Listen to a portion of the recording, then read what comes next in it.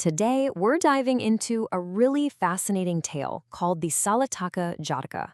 It's a story with a powerful and honestly a pretty surprising lesson that even a skill that seems totally minor, maybe even a little weird, can have this incredible, life-changing value. Let's see how. So, this is really the big question at the heart of our story. I mean, think about it. We all have these little talents, right? Hobbies or quirky things we're good at that might not seem very practical. But could one of those skills actually change everything?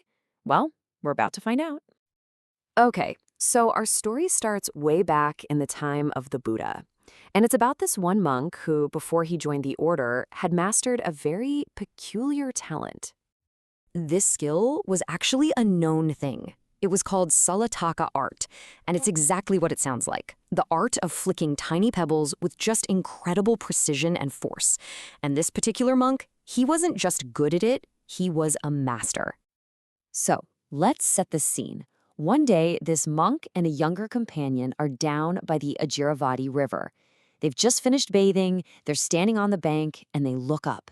And there, flying high above them, are two absolutely beautiful white swans. Well, the skilled monk sees these swans, and he just can't resist showing off a little. He turns to his friend and boasts, says, "Hey, see that second swan? I bet I can hit it right in the eye with one pebble and make it fall right here at your feet." His friend is, totally skeptical. He's like, "There is no way. You can't possibly do that." But the monk, just full of pride in his own skill, he just says, "You don't believe me? Fine, just watch." Now, his technique was absolutely brilliant, you have to admit. He didn't just aim and shoot. No. First, he picks up a sharp-edged pebble and flicks it behind the swan, so it makes this humming sound as it flies past. The swan hears this noise, and naturally, it turns its head to see what it was. And in that split second, the monk flicks a second, smooth pebble and strikes the swan right in its now exposed eye. And the result was just as tragic as it was precise. The swan cries out, tumbles from the sky, and lands dead right there. Of course, when the other monks found out what he'd done, they were appalled. They brought him before the Buddha, and they condemned the act. Sure, it was skillful, but it was skill born from pride, and it led to completely needless harm. Now, when the Buddha heard this whole story, he didn't just scold the monk. He saw a perfect teaching moment. He told everyone that this monk had actually been a master of this art in a past life too. And then he shared a story from that time to show how a skill like this should be used. So the story jumps way back in time to the ancient kingdom of Benares. It was ruled by a king named Brahmadatta, and this king, well, he had a very unique and very frustrating problem on his hands. You see, the king's own royal priest was just an insufferable talker. I mean, once this guy got started, he never, ever stopped. Nobody, not even the king, could get a single word in. The king got so tired of it, he started looking everywhere for someone, anyone, who could just make the priest be quiet. And the solution to this very royal problem wasn't going to come from some great warrior or a wise old sage. Nope. It was going to come from the most unexpected person in the most humble of places. Right near the city gate, underneath a huge banyan tree, there was a lame man. He couldn't walk, so the kids in the neighborhood would help him out, pushing him around in this little cart. And to entertain the kids and earn a few coins, this man practiced his own kind of Salataka art. He would flick pebbles with such incredible accuracy that he could punch tiny holes in the leaves of the banyan tree, creating these beautiful, intricate pictures of elephants and horses. It was an amazing talent for sure, but it seemed totally useless in any practical sense. But then one day, the king was on his way to his royal garden, and he happened to pass under that very tree. He looked up, and he saw these amazing patterns of light shining through the leaves. He was completely fascinated. And when his men told him it was the work of the lame man, a brilliant idea sparked in the king's mind. Right then and there, the king realized this man's useless little skill was the perfect, unconventional weapon for his big problem.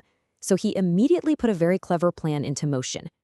First, he had the lame man brought secretly to the palace. Then, he set him up behind a big curtain, positioning him perfectly with a little peephole that looked directly at the seat where the talkative priest would be sitting. And then, he gave him his special ammunition. And what was this secret weapon? Not pebbles this time, oh no, it was a thenin, which is an old measurement of dried goat droppings.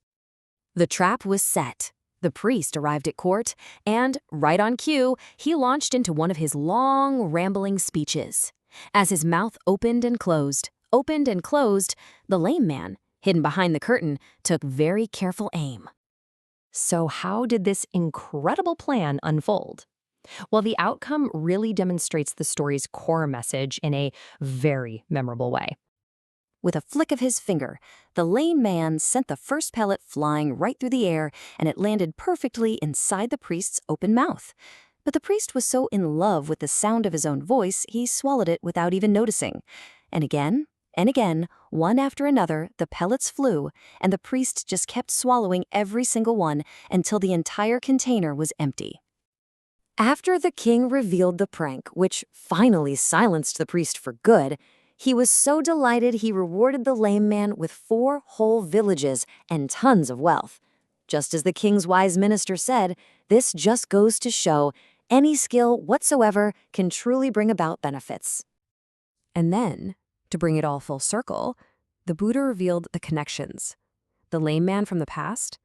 That was the very same monk who had just misused his skill.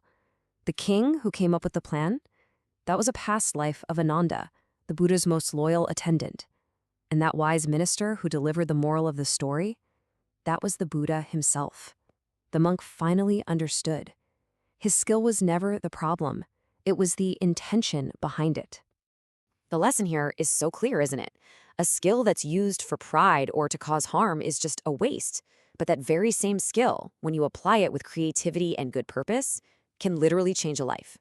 Every single talent you have has potential value. And in that spirit, may you all be happy.